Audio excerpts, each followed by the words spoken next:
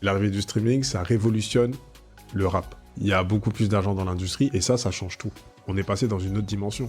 Et puis, là où la concurrence, on n'en avait pas vraiment et qu'on était les numéros 1 contestés, quand il y a OKLM qui est arrivé, on a commencé un peu à nous comparer tous les deux. Et en plus de ça, en fait, t'as les médias dits un peu plus généralistes comme Convini ou comme Brut qui ont commencé à lorgner en fait du côté du rap parce que c'est un truc qui fonctionnait. Et après, faut se mettre à niveau.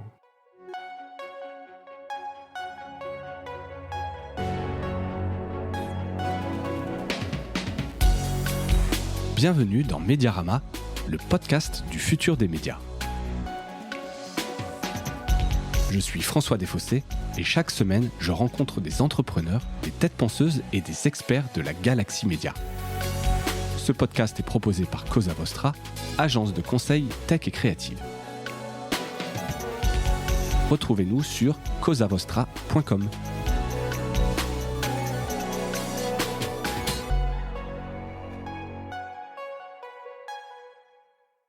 Bonjour à toutes et à tous et bienvenue dans ce nouvel épisode de Mediarama. Alors aujourd'hui, je reçois Amadou Ba, dit Amad, le boss du média rap le plus puissant de France, tout simplement. Bienvenue Amad. Merci pour l'invitation, salut François. Eh bien, écoute, merci à toi de l'avoir accepté. Alors je suis particulièrement content de te recevoir parce qu'on s'est rencontrés il y a quelques mois à l'occasion de la refonte du site de Bouscapé dont on s'est occupé avec Cosa Vostra. Et je te l'avais dit, je dois être honnête, je ne connaissais pas Bouscapé avant, et c'est Robin, donc qui est dans mon équipe, que je salue ici, qui est venu me voir. François, il y a Bouscapé qui cherche à refaire son site. Il avait ça sur LinkedIn, tout excité. Et voilà. Et quelques mois après, ça s'est fait. On s'est rencontrés, ça a plutôt bien matché. On vous a fait votre site. Mais l'idée, c'est pas de parler du site ou de Cosa Vostra. Mais donc voilà, c'est en travaillant avec vous, j'ai compris la puissance un peu de Bouscapé. J'ai compris que j'avais plus 20 ans et que j'étais décalé, que j'étais pas dans la cible. Mais voilà, je trouvais assez important parce qu'on parle de pas mal de médias ici. En fait, Bouscapé, c'est important de le connaître. C'est énorme en termes de réussite, en termes de chiffres, en termes d'influence. C'est une belle histoire. Et en plus, t'es un peu sympa. Donc c'était plutôt cool. Bouscapé, pour ceux qui ne connaissent pas, un peu situé, peut-être tu peux faire la petite histoire. Donc c'est démarré en 2005. Ouais, ça a démarré en 2005 en gros avec mon ami d'enfance Fif. Et nous après on a connecté le troisième associé qui s'appelle Alexis, qui lui est le geek qui s'occupait de la technique. Ouais. Et du coup on avait pour idée en gros de créer pas un média au départ. Au départ en fait on filmait des vidéos, on filmait des rappeurs de nos quartiers, etc. Et l'idée c'était d'avoir une plateforme sur laquelle on pouvait diffuser tout ça. Donc on a pensé à sortir un DVD au départ. C'était compliqué parce que le plan de faire un c'était DVD ça le plan, parce que nous on était très fans de tout ce que fait Courtrajmé. Ouais. Tu vois le côté un peu self-made man avec leur caméra DV. Pour nous ils ont révolutionné la vidéo parce que les mecs ils ont réalisé des clips avec une caméra DV, notamment le clip Pour ceux de la mafia Quinfri qui a été une révolution parce qu'après derrière ils ont été copiés par tout le monde. En tout cas ils ont démocratisé quelque chose. Et nous, on avait pour idée de monter un DVD avec nos vidéos. Donc, c'était un peu compliqué pour des histoires financières. Ouais. Et Alexis, qui était geek et du coup qui touchait tout ce qui est Internet, etc., qui gérait bien tout ça, a monté le site au début et c'était juste, en gros, une plateforme sur laquelle tu pouvais retrouver toutes nos vidéos. Voilà comment ça a commencé. D'accord, c'était vous avez fait votre petit Exactement. YouTube à l'époque. C'était ça. Tout simplement.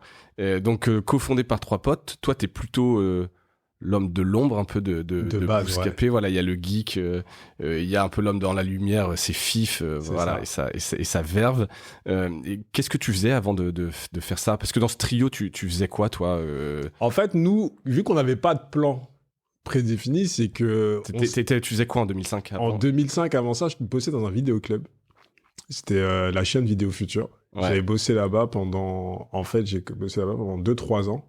Et en même temps que j'ai monté Bouscapé, j'ai bossé toujours là-bas. Donc sur mes jours de repos, en gros, j'allais avec mes potes et on filmait et on allait rencontrer les rappeurs en studio, etc. C'est cool ça. Parce que moi, comment vous aviez accès par Fif Non, c'est qu'en fait, nous, de base, on suivait un rappeur de notre quartier qui s'appelait Olkinry. Ouais. Donc c'était le truc le plus simple. Et de fil en aiguille, tu sais, en studio, tu rencontres tout le monde. Ouais. Il suffit d'être là au bon endroit. Il suffit de le suivre au bon endroit, au bon moment. Tu rencontres d'autres rappeurs qui viennent, etc. Nous, c'était un peu nouveau ce qu'on faisait, donc ça les intéressait. Et surtout, c'est une époque où le rap n'avait pas forcément de médiatisation. Ça veut dire que c'était pas encore aussi. C'était pas aussi. Bankable ou je sais pas, mais en tout cas, il n'y avait pas d'annonceurs, c'était un peu plus compliqué. C'était plus compliqué, artisanal, on va dire. C'était artisanal et il y avait très peu de rappeurs que tu voyais passer en télé. Ouais. On est vraiment au début d'Internet, donc YouTube n'existait même pas. Donc en vrai, nous, on était... quand on a monté le média, c'était un truc vraiment tout nouveau et on est arrivé un peu dans ce côté... voilà, la télé ne veut pas de nous, entre guillemets. Nous, on a monté un média et on va mettre en avant ceux qui ont du talent, quoi. Ouais. Et donc, vous lancez ce site... En 2005. En 2005, et il s'appelle déjà Bouscapé. Il s'appelle Bouscapé dès le début. Bouscapé, tu peux réexpliquer l'origine du nom ? Parce que nous, on était fans du film La Cité de Dieu, de Fernando Méries, qui est un film brésilien, qui se passe dans les favelas. Et en fait, dedans, tu as le personnage principal, donc, qui s'appelle Bouscapé, qui est le journaliste du quartier, en fait. Qui prend en photo, en fait, tout ce qui se passe et qui diffuse, en fait, cette zone de non-droit un peu qui est devenue les favelas. Et nous, en fait, l'idée, c'était de se dire, nous, on va dans le fief de chaque rappeur, on les filme, et on amène ça sur Internet, et on vous diffuse, en fait, la vraie vie, quoi. Donc, c'est pour ça que c'est le parallèle qu'on a fait. D'accord. Donc, c'est une belle histoire, en plus, et qui se tient, en fait, dans le... Ça se tient, ouais, bien sûr. Et donc, vous mettez ça en ligne, mais pour vous, c'est pas un média rap. En tout cas, aussi, c'est un média rap, mais... Non, en fait, quand on s'est lancé, on n'avait pas pour idée de se dire on fait un média, on va en faire un business. On s'est dit on va faire un truc qu'on kiffe, en fait. On kiffe, on fait de la vidéo, on poste, et nous, dès qu'on suivait les visites, en fait, en même temps, quand on faisait 3000 visites sur un mois, on était en train de sauter au plafond, on était super contents. Et en vrai, nous, c'est vraiment un truc qui s'est fait naturellement. On n'avait pas de plan prédéfini, on n'avait pas de business model, on savait pas où on allait, et on savait même pas qu'on pouvait en gagner de l'argent, en fait. Ouais. Et bah écoute, on va parler de ça. Fast forward aujourd'hui, je parlais un peu de la puissance, de l'influence de Bouscapé.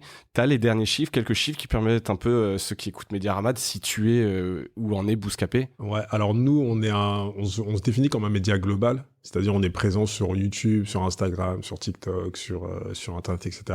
Sur le site Internet, on est à 3,5 millions de visites en moyenne par mois. Sur YouTube, on est à 15 millions de vues. On sort à peu près une vidéo par jour, par mois. On sort à peu près une vidéo par jour, donc on se tire la bourre entre nous, Combini et Brut. Un coup on est premier, un coup ils sont premiers, un coup ils sont deuxième, etc. Donc en termes de reach, quoi. Non, en termes vraiment d'audience. Là, je parle en termes pure audience, quoi. Et sur Instagram, on a 2,2 millions d'abonnés. Ouais, on fait partie du top 3 des médias les plus suivis sur Instagram. Médias globaux. Hein. Médias globaux en France. Tous les médias en France. Ouais, tous les médias en France. Partie des 3 les plus suivis. On est dans le top 3, ouais. Et TikTok, qu'on a lancé il y a 5-6 mois, on est à 300 000 abonnés. Et voilà à peu près les chiffres. Hein. Ouais, c'est pas mal, hein, quand même. C'est pas mal, ouais, c'est cool. C'est pas mal. Et donc, donc vous tirez la bourre entre Brut et Combini. Donc Combini devant, j'imagine. Combini devant, un coup Combini devant, un coup Brut, et des fois c'est nous. Hein. Ouais, c'est bien ça. Écoute, donc voilà, donc on parle quand même, comme je le disais, hein, c'est plus le petit média rap un peu intéressant, c'est un vrai beau business, un vrai beau média, ouais, c'est clair. Qui a de l'influence. Donc là, tu as donné les audiences, reach, classement, sociodémographie. Est-ce que tu peux dire rapidement alors, c'est d'ailleurs intéressant parce que quand on a refait le site, tu m'as d'ailleurs dit le site c'est bien, par contre, j'ai que des retours de mecs qui ont 30 ans, etc. Il y a un peu deux personas, deux lecteurs. En fait, nous, la force de Bouscapé, c'est qu'on a une grande connaissance de notre audience et de notre public. On sait exactement qui fait quoi. Et ça peut paraître un peu inquiétant quand je dis on sait qui fait quoi. Ouais, non. Mais en gros, on arrive à savoir... En fait, nous, on touche les 15-35, si tu veux.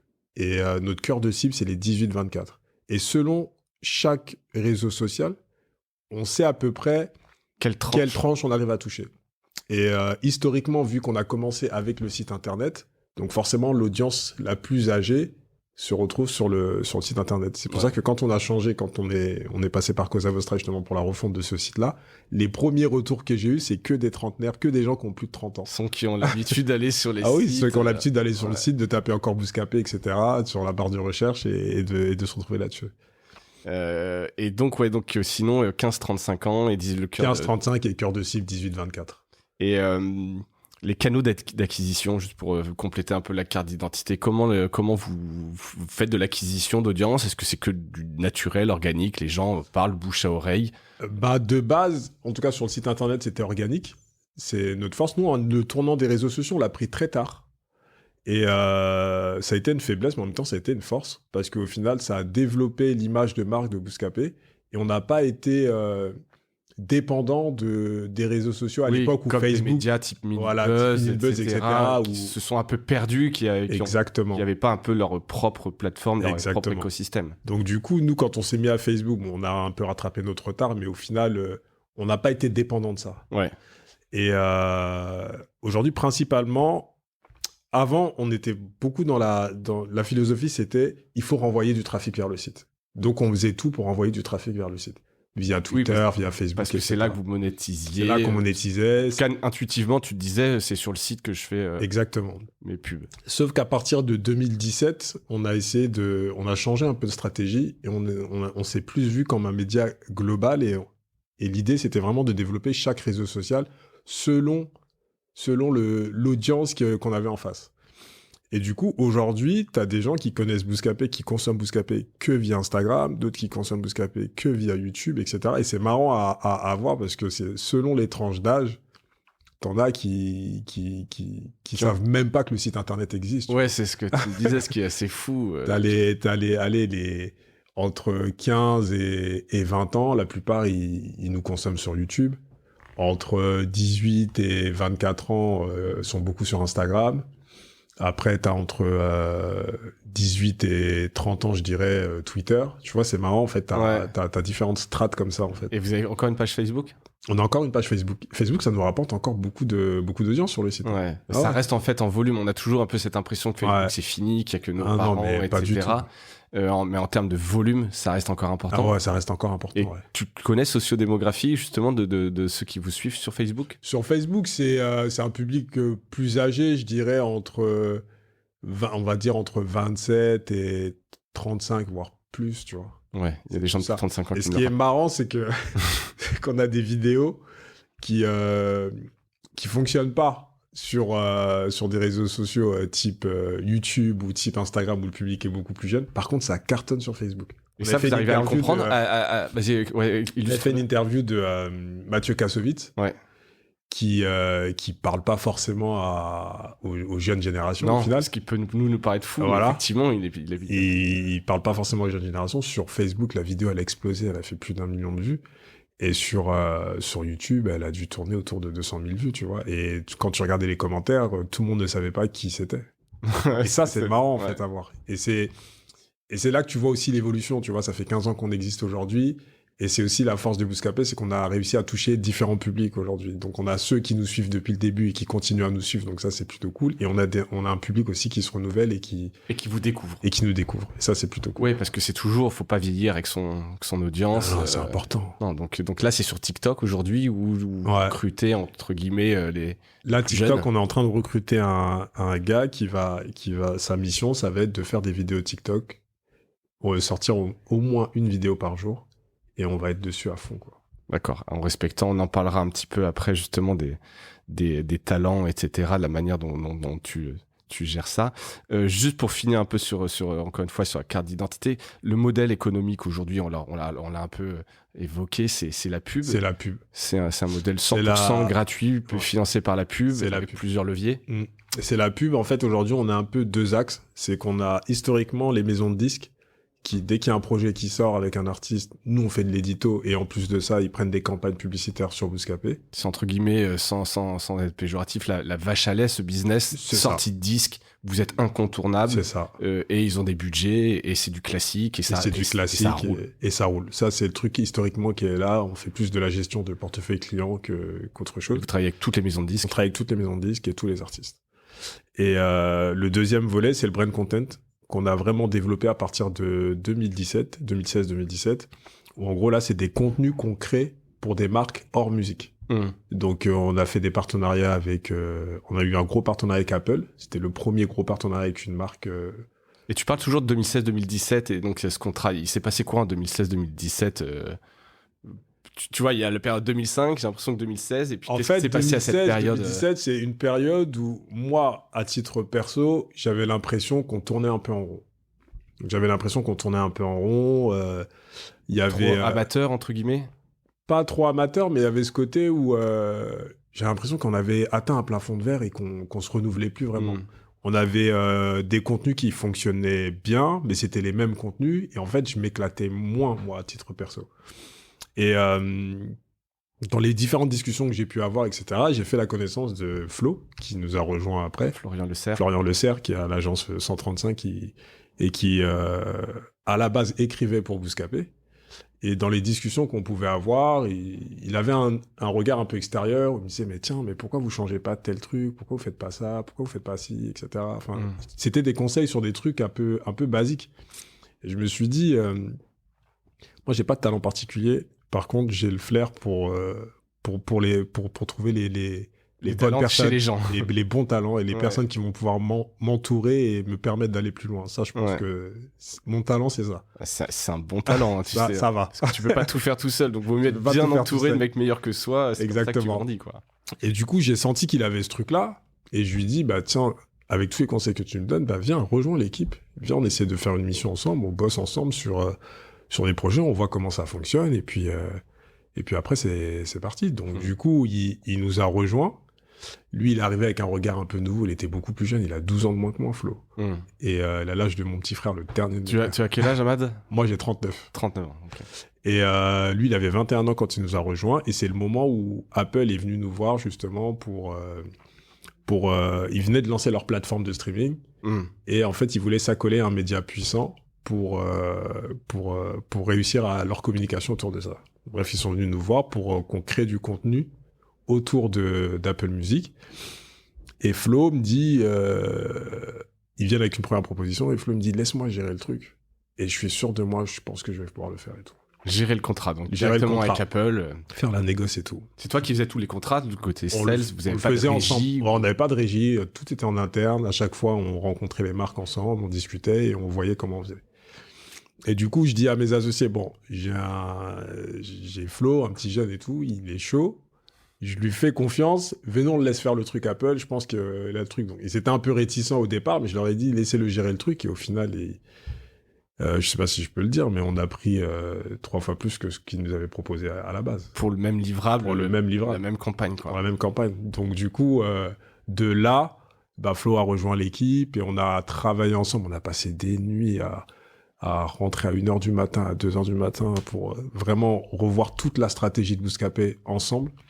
Avec le financement de cette campagne à venir, en disant comment est-ce qu'on peut être au bon niveau pour délivrer et puis se dire, et puis qu'on puisse en refaire d'autres, j'imagine. Exactement. Comme ça, quoi. En fait, nous, voilà, c'est la force qu'on a eue, c'est que vous avez un peu bluffé quelque part sur votre capacité à délivrer cette campagne en disant, bon, d'ici le temps qu'on la signe, on va essayer de se muscler un peu. Non, on était sûr de nos forces.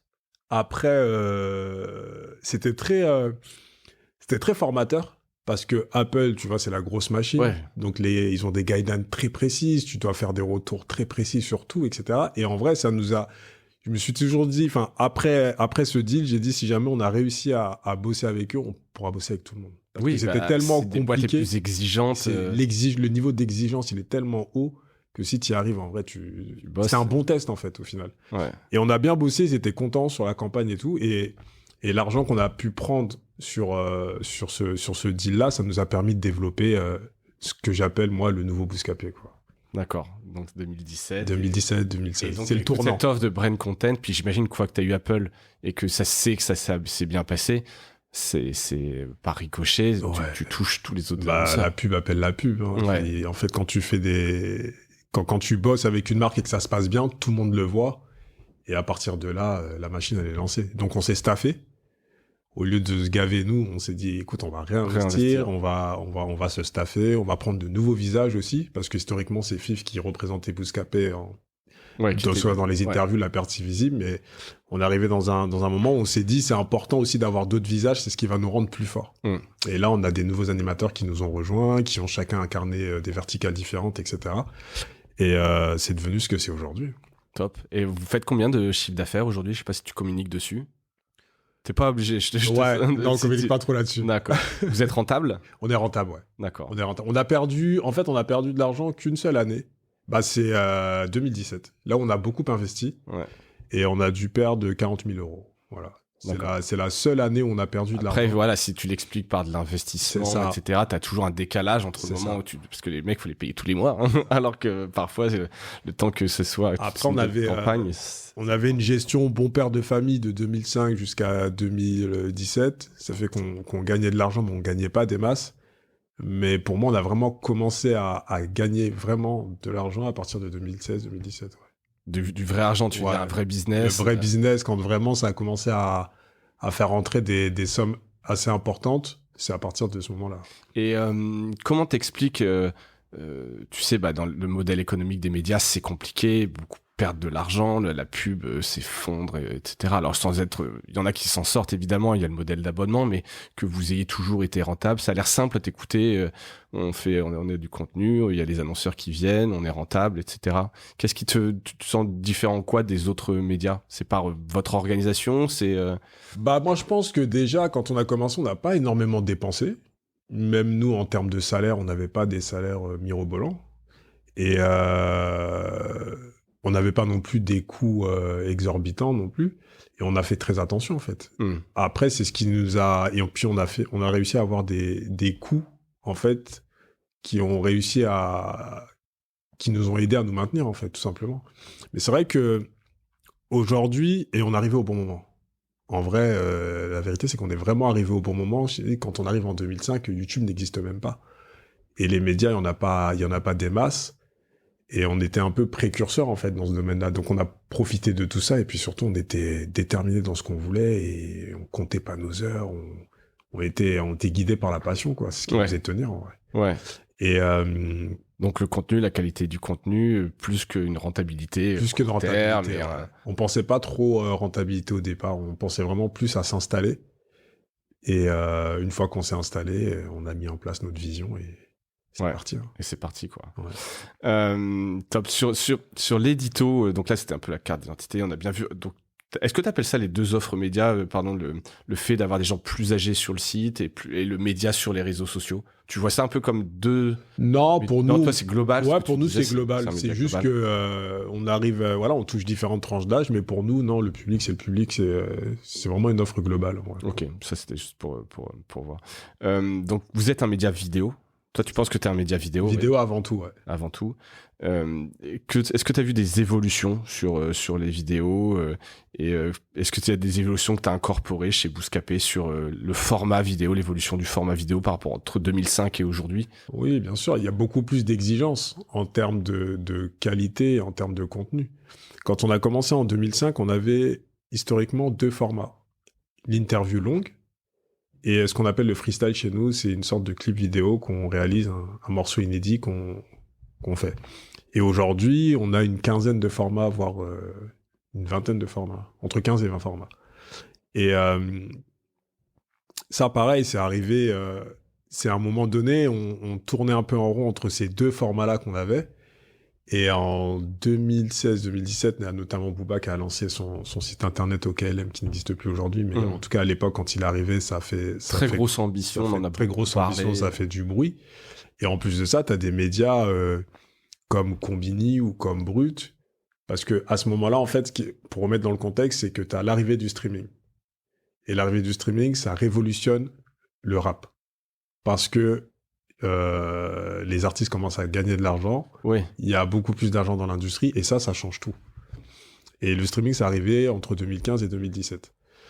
Et à partir de ce moment-là, quand tout le monde a vu que c'était la musique qui fonctionnait le plus ici en France. Oui, et dans le disque, le rap, c'est peut-être un des genres qui marche le mieux. Qui marche le mieux, ouais. Si ce n'est les plus grosses ventes d'albums. Les plus grosses ventes d'albums, c'est Jul, c'est des rappeurs. Jul, c'est SCH, c'est PNL, c'est Booba.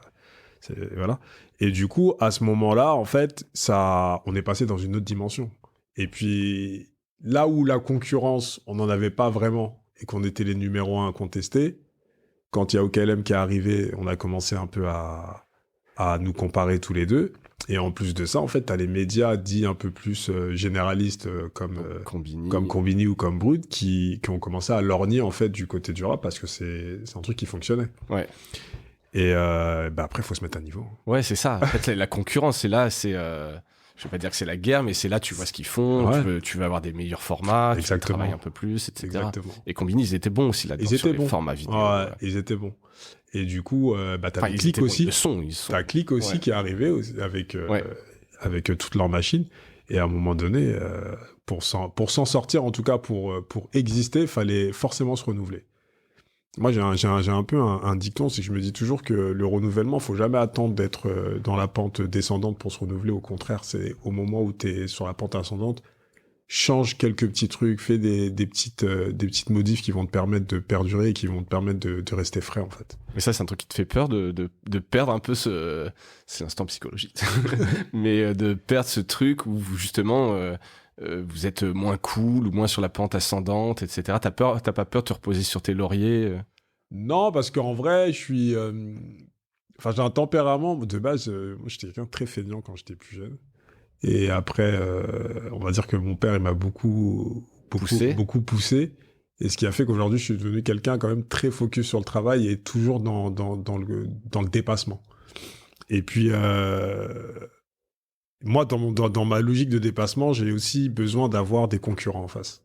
Et moi, c'est ce qui me galvanise. La concurrence, pour toi, c'est important. La concurrence, c'est trop important. Ouais. Et je pense que avant 2016 et 2017, ces fameuses années dont je te parlais, ce qui a fait aussi qu'on s'est un peu endormi, c'est qu'on était tout seul. Ouais. Et qu'il y avait personne en face. Donc au final, t'avais pas besoin... Ça te pousse pas à la créativité, t'es pas challengé, t'as pas envie de changer. Enfin, au final, t'es là et tu fais partie du paysage. Et quand en fait, t'as ces autres concurrents qui sont arrivés, nous, on est curieux, on regarde toujours ce qui se passe autour. Et quand tu vois des trucs, tu te dis... Putain, ça tue. Moi, j'aurais bien aimé avoir ce format-là chez moi. Ouais. Ça, c'est pas mal, etc. Et ça te pousse, en fait, à trouver des choses cool et des trucs inventifs pour passer devant, tu vois. Aujourd'hui, on joue pas avec les mêmes armes que Combini ou Brut, qui sont clairement nos concurrents en termes de vidéo. Et tu dis pas les mêmes armes. Pas les mêmes armes parce qu'on n'a pas la même puissance financière. Oui, je rappelle, mais enfin c'est évident, mais vous êtes entièrement indépendant. Nous, on est indépendant, autonome, autofinancé. Autofinancé, il y a aucun grand groupe derrière nous. Mais aujourd'hui, c'est une... Enfin, on a encore la tête dedans, on n'a pas vraiment le recul, mais des fois, quand je me pose, je me dis c'est quand même une belle fierté de réussir à rivaliser avec ces grosses machines-là, avec les moyens qu'on a, nous. Ce qui prouve bien qu'avec l'envie, avec la créativité, au final, t'y arrives. C'est pas qu'une question de moyens financiers, même si ça compte beaucoup. Ouais. Et justement, pour cette créativité, c'est un peu la sauce secrète de Bouscapé, c'est ses talents. T'as beaucoup donné la chance à des personnalités qui n'avaient pas forcément d'expérience dans le journalisme. J'avais lu un article de Street Press qui tirait ton portrait, un très bon article, je mettrai le lien dans les notes de l'épisode. Donc Sarah Arouri, qui est un peu une des stars de Bouscapé, qui est arrivée chez vous, je sais plus en quelle année, mais pour animer la chaîne 18, Lifestyle, et qui avait aucune expérience. Et donc ça, c'est toi qui repères, qui scoute un peu ses talents. Et alors même pour aller plus que loin, je sais que tu as une gestion un peu... c'est presque une écurie de talents en mode MCN. Tu peux nous expliquer un peu ta vision là-dessus, sur comment tu gères ces talents, qui est un truc très particulier. Ce sont pas des journalistes, c'est des créateurs de contenu, c'est des personnalités, il y a un personal branding autour. Ouais. Alors, pour Sarah, pour le coup, elle a une formation de journaliste, Thomas aussi. Et Nico Colombien, lui, n'avait pas de formation de journaliste. C'est nos 3 animateurs stars. En fait... nous, on fonctionne beaucoup à l'humain. C'est-à-dire que pour moi, l'humain, il est au centre vraiment de tout. C'est qu'il y a des profils il y a des profils que je n'ai pas retenus sur des recrutements, alors que je les trouvais vraiment très bons, des cracks, des génies, mais juste parce que je me suis dit qu'humainement, ils n'arriveraient pas à s'intégrer dans l'équipe, dans la culture Bouscapé, à s'intégrer au groupe, en fait. Pour moi, ça, c'est le truc primordial. C'est que les gens, il faut qu'ils puissent s'intégrer au groupe. Et que tout le monde puisse vivre bien ensemble, en fait. En tout cas, qu'on tire tous dans le même sens. Ça, c'est extrêmement important. Et de toute façon, moi, la partie que je préfère dans mon travail, c'est le recrutement. C'est vrai. C'est vraiment le truc... si tu me disais qu'il fallait que j'en garde qu'un seul, c'est le recrutement. Je trouve que c'est Puis surtout pour ce C'est que vous incroyable. faites, Ah oui. je parlais de sauce secrète, mais c'est le contenu. Et donc le contenu, c'est ces gens C'est qui ces le créent. gens-là C'est qui le le cœur du créent. réacteur, c'est cette capacité de trouver ces talents Oui, qui vont faire le contenu de Tu Bouscapé. rencontres des gens, enfin des jeunes personnes, le fait de sentir qu'ils ont un potentiel, et quand tu arrives 2 ou 3 ans plus tard et tu arrives à voir ce qu'ils sont devenus, enfin, il n'y a rien de plus gratifiant que ça. Pour moi, il n'y a rien de plus gratifiant. Sarah, par exemple, quand on la recrute, on avait pour idée de développer la vertical lifestyle. Après, c'était pas dans nos priorités. Et en fait, j'avais une ancienne stagiaire qui est amie avec Sarah, donc qui me parlait d'elle. Donc Sarah m'avait déjà envoyé pas mal de CV, etc. J'étais un peu passé à côté. Et donc son amie, elle me dit, ouais, ça serait bien que tu la rencontres, etc. Elle est vraiment motivée. Donc on la voit, et tout de suite, ça a matché. En fait, c'est le feeling, il est passé tout de suite. J'ai vu enfin, elle avait des belles références. Elle avait bossé chez France Télé, et je crois chez Elephant aussi, La boîte dans des la boîte des Maluchins. Et elle avait jamais fait d'image. Elle est journaliste de base, mais elle était jamais apparue à l'écran. Mais quand j'ai fait l'entretien, j'étais avec Flo, on a senti qu'elle avait ce truc. En fait, elle avait ce truc pour présenter l'émission, et puis en plus, Sarah, c'est quelqu'un d'extrêmement exigeante avec elle-même. Et on s'est dit, vas-y, on tente. Même si c'était pas notre priorité, et puis on tente, et puis on voit comment ça prend. Et du coup, on est parti sur un contrat d'1 an, sur un CDD. On s'est dit, écoute, on va tester, on va te monter telle et telle émission, en accord avec elle, on a discuté, et puis après, c'est parti. Et aujourd'hui, ça fait, je crois, 3-4 ans qu'on bosse ensemble. Et on a d'autres trucs cool encore qui arrivent avec elle. J'imagine. Et donc là, contrat après, je sais juste par curiosité, ce sont des contrats, tu l'apprends derrière en CDI, c'est pas des talents comme à la Webedia, etc., avec qui tu bosses, c'est des salariés. C'est des salariés, ouais. Nous, en fait, comme on est quand même sur un truc où on mise sur des gens sur le long terme, on part sur des contrats CDD de base, après on part sur un CDI classique, et en fait, on est vraiment sur un travail sur la longueur. Et comme on sait qu'on va développer leur image et mettre beaucoup d'énergie et de moyens là-dessus, le but, c'est pas qu'ils aillent, qu'on bosse ensemble 1 an et qu'ils aillent faire autre chose ailleurs, tu vois. Donc, en fait, on cloisonne bien quand même au niveau des contrats. Ouais. Ils sont tous en exclu chez nous. Et puis ça se passe très bien comme ça. D'accord. Et ils peuvent, sur leurs réseaux sociaux, ils doivent dire qu'ils sont team Bouscapé. Ouais. Mais ça, ils le font naturellement. Hein. Après, c'est un truc que j'ai jamais imposé. Ouais. Après, j'imagine qu'ils sont fiers aussi. Ouais, ils sont fiers parce que c'est une génération aussi qui a grandi avec le média. Ouais. Aujourd'hui, ils en font partie. Ils font partie de l'aventure.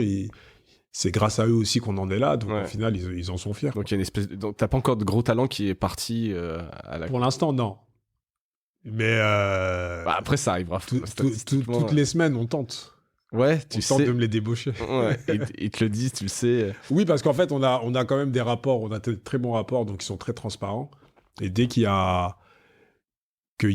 ont une offre extérieure ou quoi, ben on en parle, on en discute, et puis voilà. Tu sais qu'ils sont tous dragués un peu par la concurrence. C'est ça. En fait, là, jusqu'à présent, en fait, on avait un modèle où c'était tout ce qu'ils devaient faire, c'était exclusif à Bouscapé. Et depuis 5-6 mois, on a fait évoluer un peu ce truc-là pour leur permettre aussi de pouvoir faire d'autres choses en dehors de Bouscapé. Mais tout encadrant le truc. C'est-à-dire que, c'est un secret de Polichinelle, je peux en parler. C'est l'émission Rap-Jeu que tu dois connaître de Red Bull, qui est présentée de base par Mehdi Maizi. Red Bull sont venus nous voir parce qu'ils voulaient bosser avec Thomas. Ils voulaient que Thomas reprenne l'émission. Donc, du coup, à partir de là, on a pensé un nouveau modèle où, en gros, nous, on agit un peu en termes d'agence. Donc, on a fait tout le deal avec Red Bull, etc. Et c'est une mise à disposition de Thomas sur une émission autre font, que Bouscapé. Ouais. Bah, c'est malin, tu vois. Ça permet de garder les gens dans l'écurie, quelque part, d'avoir une autre ligne de revenus et puis une autre activité. C'est ça, et puis c'est surtout... au-delà du côté financier, ça permet aussi à ces talents-là de pouvoir faire d'autres choses à côté tout en restant ici et de pas créer de la frustration. Parce qu'à un moment, c'est tout ou rien. À un moment donné, c'est tout ou rien. Donc là, lâcher un peu, puis ça peut élargir tout. C'est plutôt vertueux, je pense. Exactement. Et donc toi, ça y est, t'as ta propre émission, hein, donc l'œil de la rédac. L'œil de la rédac, ouais. Donc tu es passé face cam, donc tu es passé de l'homme de l'ombre un peu à plus à la lumière. Et comment ça s'est passé, ce lien avec ces communautés? On en parlait un peu en amont, ça y est, t'es reconnu, etc. Ouais. Bah, en fait, ça s'est fait assez naturellement, hein. À un moment donné, on a fait 2-3 belles années et on avait cette envie de parler de cette réussite. Donc, en gros, c'est là que l'idée est arrivée, c'est Flo qui l'a eu, d'ailleurs, sur l'œil de la rédac, de se dire, il faut un format dans lequel on est transparent. Où on est transparent, où on parle directement au public, on parle aussi aux pros et on parle de ce qu'on fait ici. C'est assez intéressant, hein, d'ailleurs, c'est un bon format, j'invite à tout le monde à voir, c'est quelques minutes, ça dure pas hyper longtemps, et vous êtes très transparent sur justement vos audiences, les projets, les fails et tout. Ça. Et tous les 5 du mois, en gros, la vidéo, elle sort, et je parle un peu de tout ce qui s'est passé sur le mois précédent, que ce soit comme tu dis, les fails, il y a des anecdotes, on parle des audiences, des chiffres, on parle aussi de notre positionnement par rapport aux autres médias avec qui on peut être concurrent, ça parle des projets qui vont arriver, et ça présente aussi les membres de l'équipe. On a une partie qui s'appelle le talent du mois, où on présente un membre de l'équipe qui explique ce qu'il fait, etc. chez nous, et il y a un prolongement avec un article qui est posté sur le site. Ouais. C'est une sorte de portrait. C'est pas mal, écoute. C'est cool, ouais. Et donc ça fait partie des talents maintenant de Bouscapé. Et quels sont justement en fait, pour les offres éditoriales, bon là il y a ce format dont tu parles, ce besoin un moment de transparence, mais pour vous différencier d'un Combini, d'un Brut, ou même des médias de niche comme Grunt que tu dois forcément connaître, c'est quoi vos chantiers pour vous différencier? Parce que tu vois, tu les regardes, donc il y a des formats qui peuvent être un peu parfois similaires, ou en tout cas on est sur les mêmes choses. Comment vous faites pour vous différencier et garder un peu votre en fait, moi il y a un truc originalité. En fait, il y a un truc qui est assez... c'est que nous, en fait, on vient de ce milieu-là, on a grandi avec cette culture. Donc, quelque part, c'est assez naturel chez nous. Et je pense que ce qui fait notre différence avec ces médias-là, c'est que là où un Combini s'en tirait sur eux, hein, il y a eu quand même une forme d'opportunisme quand ils sont venus s'intéresser à cette culture-là, parce qu'ils ont vu que ça fonctionnait. Nous, en fait, on vient de là, donc en fait, nous, c'est assez naturel de le faire. La légitimité. Et ce côté authentique, cette authenticité, en fait, c'est un truc que le public ressent, en fait. Et tu peux pas tricher là-dessus. Donc, on en a les codes, on vient de là, on maîtrise, en gros, tout cet écosystème. Et c'est ce qui fait notre force. Et les personnes qui incarnent Bouscapé à l'image, bah, elles ressemblent aux personnes qui nous regardent, au final. Tu vois. Et c'est ça, je pense, la grosse force de Bouscapé. Et comment tu peux faire justement pour garder, tu sais, un peu, il y a toujours ce phénomène d'un rappeur qui marche bien, qui quitte le quartier, qui devient, etc., pour que vous gardiez cette fraîcheur, cette légitimité. Parce que tu vois, 39 ans, par rapport à les gamins que vous étiez, alors vous étiez déjà plus des gamins en 2005, mais à filmer, 22, etc. Comment tu fais pour être sûr de garder un peu cette fraîcheur et pas vous installer dans une espèce de bourgeoisie quelque part qui marche bien en se disant on a le réseau aujourd'hui et on est bien, tu vois. Bah en fait pour moi c'est là où c'est compliqué, c'est que logiquement quand tu montes, plus moins t'es enfin tu peux perdre cette authenticité justement en montant parce que tu deviens quelque chose de beaucoup plus gros et il y a ce truc de nous on a un peu cette peur de devenir trop mainstream, tu vois, même si on sait qu'on l'est aussi un petit peu. Il y a ce truc où... ce qui n'est pas forcément grave. Hein. Moi, c'est pas grave, mais je pense que avec le secteur dans lequel on est, je pense qu'il faut pas qu'on se perde là-dessus. Et là, et l'une des clés là-dessus, c'est le renouvellement fait des équipes, je pense. Tu vois, c'est que aujourd'hui, comme tu dis, j'ai 39 ans, il y a des choses qui me parlent moins, forcément, parce que je suis pas en phase avec telle ou telle musique de par mon âge, ou parce que bien sûr. j'inspire à d'autres choses, mais... comme je garde cette curiosité et que j'ai ce truc de vouloir quand même rester connecté sans faire du jeunisme, c'est que je tends toujours à recruter des personnes qui sont en phase avec mon public, tout simplement. Aujourd'hui, c'est très simple, on sait à qui on parle, donc les personnes qu'on recrute, mettre en face, on sait qui on doit mettre en face, en fait. Donc ça rejoint un peu ce qu'on disait tout à l'heure sur les talents, et ce management, il faut trouver les bonnes personnes qui, elles, sont parfaitement en phase et peuvent te dire, cet artiste-là, par exemple, ce contenu-là, même si toi, ça te paraît... Même si moi, ça me paraît... Il y a plein de choses que je découvre, c'est grâce aux gens de l'équipe qui me la mettent, et je me dis, tiens, mais je me serais jamais intéressé à ça naturellement s'ils m'en avaient pas parlé. Ouais. Et c'est ça aussi la force de Bouscapé, c'est la pluralité des personnes qui composent l'équipe. Qui la composent, quoi.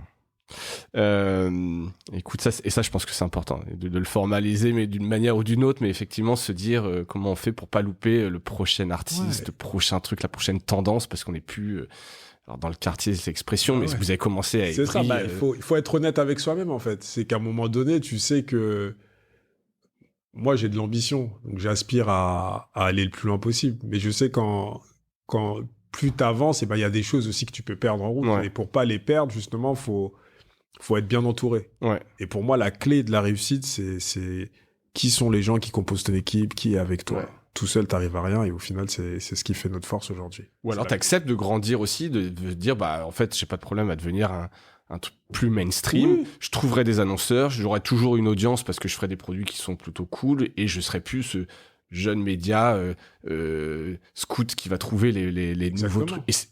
Et tu l'acceptes, tu vois. Je dis pas que c'est inéluctable, mais c'est pas forcément un échec. Il faut accepter l'évolution, tout simplement. C'est que nous, il y a des choses où aujourd'hui, on a encore des gens qui nous disent « Ah, mais nous, on préférait Bouscapé à l'époque où vous faisiez tel ou tel truc. » Tu vois, le côté un peu, le rap, c'était mieux avant. Ouais, mais en fait, quand il y a moins de thunes et c'était plus artisanal. C'est une époque, en fait, tu vois. Aujourd'hui, on la renie pas, c'est ce qui fait qu'on est là aujourd'hui, mais il faut passer à autre chose, quoi. Et comme je te disais en off, moi, je suis pas quelqu'un de romantique. Ça veut dire que je m'accroche pas aux choses du passé. C'est que ça a été là, ça existait, c'était une belle époque. Après, vas-y, il faut passer à autre chose. Et c'est important. Et c'est ce qui fait qu'on va continuer à avancer. Les vérités d'aujourd'hui ne sont pas celles de demain. Écoute, superbe transition pour ma dernière partie qui est sur le futur. Tu vois, on a parlé d'hier, d'aujourd'hui et de demain. Quel futur tu vois pour Bouscapé alors, je peux te donner plein de pistes, mais est-ce que t'as avant que je te les évoque, c'est quoi pour toi dans 10 ans, Bouscapé? C'est où? Dans 10 ans, Bouscapé, ce sera... nous, on continue. En fait, quand j'ai monté le média, j'avais pas d'ambition business. Tu vois, c'est venu un truc de passionné, c'est venu progressivement, et on s'est formé. Aujourd'hui, c'est vrai que j'ai une vision un peu plus business de la chose, si je puis dire, tout en restant passionné.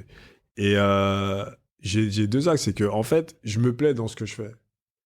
Donc tant que je me plais, on va continuer à développer Bouscapé, on continue à faire grossir la machine. Mais quand je dis faire grossir la machine, c'est pas forcément se porter sur les audiences et les chiffres, parce que je pense qu'aujourd'hui les audiences, on a pu en approuver là-dessus. Ouais. Là où il faut qu'on soit encore plus fort, c'est sur la proposition, sur les contenus qu'on va proposer. Et c'est ça qui va être intéressant aujourd'hui, c'est ça le challenge. Et tant que ça fonctionne, on continue tel quel. Tant que, en tout cas, moi j'en ai encore l'envie de pousser la machine, je serai toujours là. Mais je me ferme pas des portes. C'est-à-dire que demain, si jamais on a X ou Y personne qui vient et qui est intéressée pour soit racheter le média ou soit de investir là-dessus, nous on se fermera pas. Ouais, tu regardes. Ah oui, on regarde, bien sûr.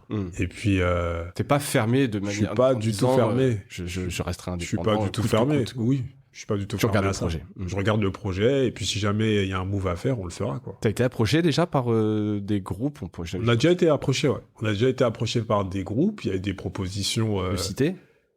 Non, je pense que je vais pas citer les noms. On a été... En fait, très rapidement. Dès 2009, je crois, on avait déjà été approché. D'accord. Après, ça n'a pas été... Pour nous, c'était pas le bon moment à l'époque. Là, récemment, on a eu d'autres discussions avec d'autres groupes. Bon, on écoute ce qu'ils ont à nous dire, mais au final, on a une idée quand même assez précise de ce qu'on attend. Si jamais demain, faut lâcher le média. Donc, en vrai, pour l'instant... On parlait de la puissance, il faut que les gens comprennent bien la puissance. Qu'ils comprennent bien la puissance, tu vois. Au-delà des audiences, il y a cette image de marque qu'on a réussi à développer. Et ça, c'est quelque chose que tout le monde ne capte pas. Et puis c'est pas un métrique dans le marché où tu multiplies. On est conscient de ce qu'on a, de ce qu'on a fait, de ce qu'on a créé. Et si demain on doit s'asseoir autour d'une table pour décider de vendre le média ou de faire rentrer un autre investisseur, il faudra Faudra qu'ils comprennent ça. Faudra qu'ils comprennent ça. Ouais. Et non, mais évidemment. Et d'autres pistes internationalisées, Bouscapé, est-ce que c'est... Alors... Non, j'ai pas pour ambition d'internationaliser. En fait, je trouve que ça, c'est un truc... Il y a ce fantasme d'internationaliser qui, pour moi, c'est pas valable pour tout. Tu vois, je pense que... Là, la difficulté, enfin, elle est assez évidente, c'est que vous avez un réseau des rappeurs qui est votre fonds de commerce. C'est ça. T'arrives dans un autre pays, à moins de trouver un média peut-être à racheter. Ouais, nous, en vrai, on n'a pas pour idée de s'internationaliser. Aujourd'hui, Bouscapé, c'est francophone. On touche l'Afrique francophone, on touche le Canada, on touche la Suisse, et ça fonctionne très bien comme ça. On touche la France aussi avant tout. Mais on n'a pas pour ambition d'aller sur le marché anglo-saxon ou américain, etc. Ça nous intéresse pas, en fait. Pas. Je pense que c'est pas là où on sera le plus fort. Et en vrai, ça serait repenser toute la philosophie du média, en fait. Nous, on est très bien ici et ça se passe très bien et on parle à notre communauté et ils comprennent très bien ce qu'on veut leur dire. Donc, ouais. C'est pas, on n'a pas. Non, après, ça peut être, tu parles de l'Afrique francophone, ça peut être des formats ou des initiatives. Ouais, ça nous intéresse. Des annonceurs, tu vois, il y a peut-être des choses un peu à faire qui seraient pas une internationalisation, mais c'est se dire, on a quelques bassins avec une offre publicitaire qui peut être un peu différente. Ouais, oui, ça peut être ça. Bon, après, vous avez encore tellement de boulot et de croissance à aller chercher. On a encore beaucoup de choses à faire ici, déjà. Ouais. Et racheter un autre média. Ça pourrait être intéressant, ouais. Ça pourrait être intéressant parce que, en fait, aujourd'hui, on sait qui on touche. Et je pense, moi, je vois d'autres médias, en fait, qui sont en train de se monter, qui sont plutôt cool. Et je pense à un média qui s'appelle Origine Média, qui est monté par une fille qui bossait avant chez Melty. Et ils font pas mal de témoignages de personnes, etc. Et je trouve ça super fort, en fait. Ils l'ont monté il y a moins d'1 an, mais ça cartonne sur Instagram. Et c'est que des vidéos poignantes, fortes. Franchement, je trouve ça super bien fait. Et ça, c'est typiquement c'est des formats qui n'existeront jamais sur Bouscapé parce qu'en vrai, on n'a pas pour vocation de faire ça. Sur cette marque-là. Et puis, c'est pas notre domaine. Mais par exemple, racheter un média comme celui-ci, en tout cas, investir dans un média comme celui-ci, je trouve que ça serait intéressant et ça ferait sens. Ouais, en tout cas, ça, tu te l'interdis pas. On se l'interdit pas. Soit le lancer un nouveau média sur une nouvelle verticale, comme Loopsider qui a créé Période, un média un peu féministe, ou racheter parce que il y a un super talent et tu ferais une acquisition avec le talent, quelque part, la personne qui a créé ça, quoi. Exactement. Donc, plutôt que d'être racheté, ce serait toi qui rachèterais, quoi. Pourquoi pas? Pourquoi pas, hein. Écoute, donc c'est quoi tes prochains défis, puisque je sais pas, on a un peu parlé, mais est-ce que t'as formalisé quelques prochains défis pour... Le prochain défi, nous, en gros, aujourd'hui, on est vraiment sur le développement. En fait, Bouscapé, là, aujourd'hui, on fait pas mal de contenu, j'ai envie de dire, entertainment, tu vois. Des contenus plutôt cool, marrants, etc. Et on veut pas perdre non plus ce côté sérieux qu'on peut avoir. Ça veut dire, quand je dis sérieux, c'est d'avoir des contenus profonds, société, un peu de qualité. Donc là, en fait, on est en train de bosser sur des contenus vidéo qui vont arriver très bientôt et qui vont dans ce sens-là. Donc là, ça va être le nouveau défi sur l'édito. Et sur le côté commercial, on est à la recherche actuellement d'un directeur commercial de renom. Ouais.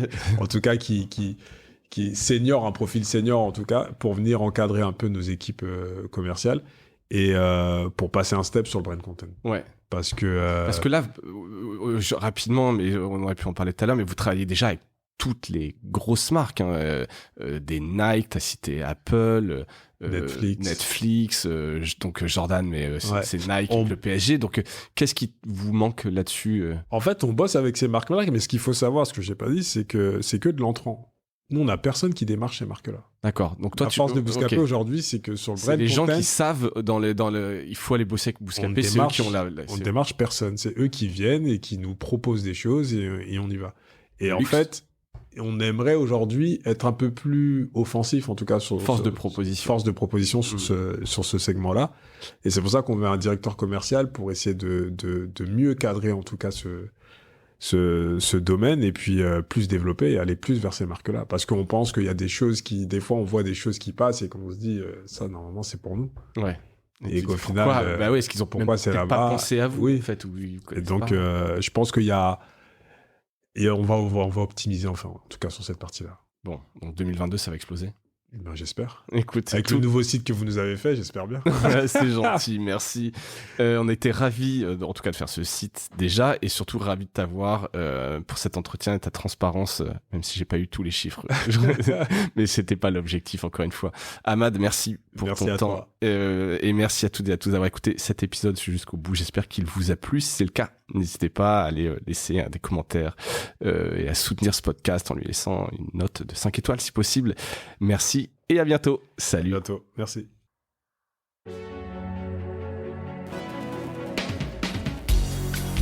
Voilà, Mediarama s'achève. Si cet épisode vous a plu, n'hésitez pas à le liker et le partager. Et puis, si vous souhaitez être accompagné par notre agence Cosa Vostra, contactez-moi par mail mediarama@cosavostra.com. Portez-vous bien.